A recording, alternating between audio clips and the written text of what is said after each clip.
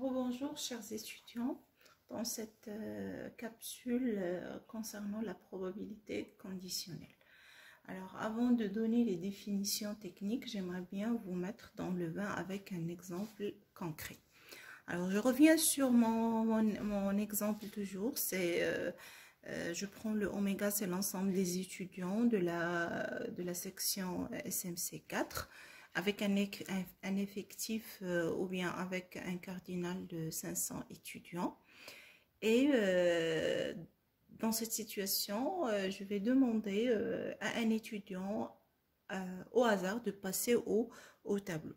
Nous avons déjà vu que dans ce cas de figure, on parle plutôt d'une probabilité pour le choix de l'étudiant. Maintenant, on va devenir encore plus précis. Et je vais demander à un étudiant de passer au tableau, sachant qu'il n'est pas encore passé durant toute la séance. D'accord? Donc, en fait, ce que je fais, c'est que je rajoute une condition supplémentaire. C'est que l'étudiant qui doit passer au tableau, qui est normalement choisi au hasard, oui, mais sous la condition qu'il n'est pas encore passé au tableau durant toute la séance.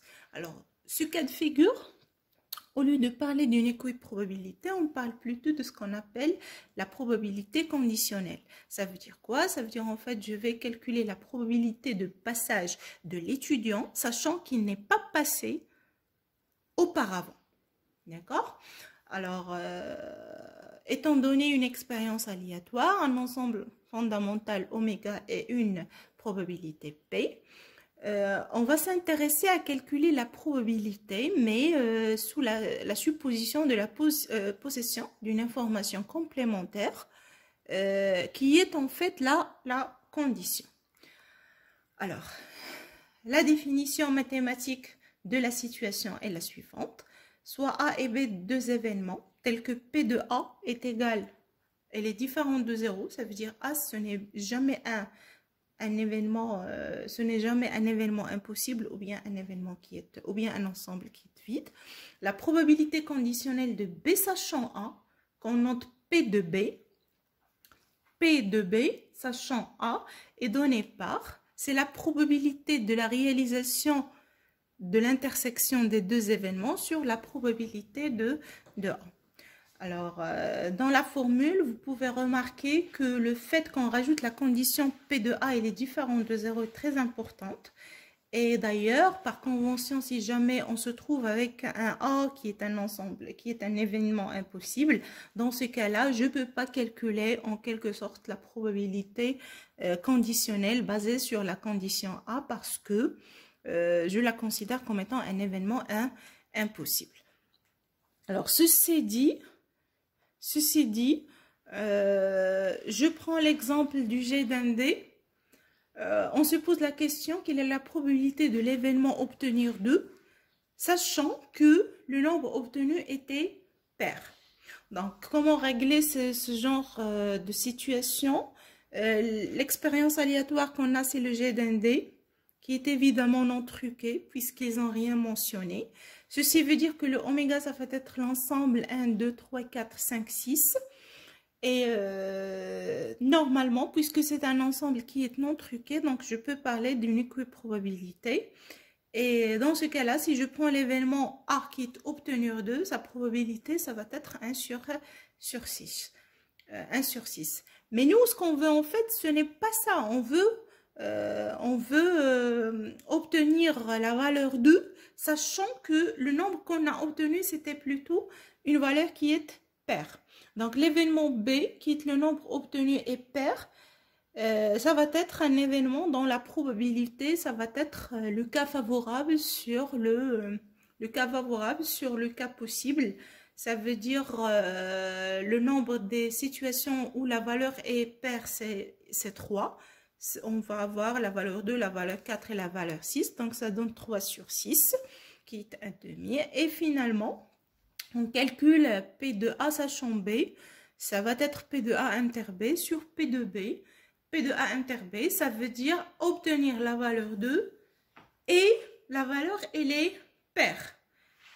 Et donc, si je fais l'intersection de ces deux événements, j'aurai exactement ces c'est la valeur, ou bien c'est le singleton 2 qui a comme probabilité 1 sur 6. Maintenant, pour la probabilité conditionnelle, il y a une formule qui est très connue, c'est la formule de Bayes. En fait, qu'est-ce qu'il fait? Il essaye de créer une relation entre l'événement A et son événement contraire afin de calculer la probabilité conditionnelle. Si je prends A et B sont des événements, alors P de A sachant B, c'est égal à P de A fois P de B sachant A, sur P de A fois P de B sachant A, plus P de A var fois P de B sachant A var. Alors, si on veut faire une lecture pour l'application de la formule de Bayes, il faut obligatoirement avoir P de A, P de B sachant A. Je dois avoir quelle est la probabilité de la réalisation de l'événement B, sachant qu'on a déjà l'événement A. Il faut avoir la probabilité de l'événement A var, et ceci implique qu'il faut avoir la probabilité de A, parce qu'on sait que P de A bar, ce n'est que 1 moins P de A bar. P de A bar est égal à 1 moins P de A. Et on doit encore avoir l'information, la probabilité de B sachant A bar. D'accord? Donc, on verra pour l'application de cette formule célèbre, celle de Bayes. Alors maintenant, une autre partie, ça concerne l'indépendance entre les événements. Jusqu'à l'instant, ce qu'on avait vu, c'était quand est-ce que deux événements sont incompatibles. Et on a traduit ça par le fait qu'il faut vérifier l'intersection entre la traduction ensembliste des événements. Il doit être égal à l'ensemble vide. Maintenant, pour parler de l'indépendance entre deux événements, A et B, il faut que lorsque je calcule la probabilité de A inter B, c'est exactement P de A fois P de B. Cette condition, P de A inter B est égal à P de A fois P de B, traduit le fait que les deux événements A et B sont indépendants. Ça veut dire quoi? Ça veut dire que la réalisation de A, il n'a aucune relation avec la réalisation de B. La probabilité de l'intersection de deux événements qui sont indépendants, ça donne P de A fois P de B. En fait, cette indépendance, il exprime le fait que la réalisation de l'événement A n'a rien à voir avec la réalisation de l'événement B et vice-versa.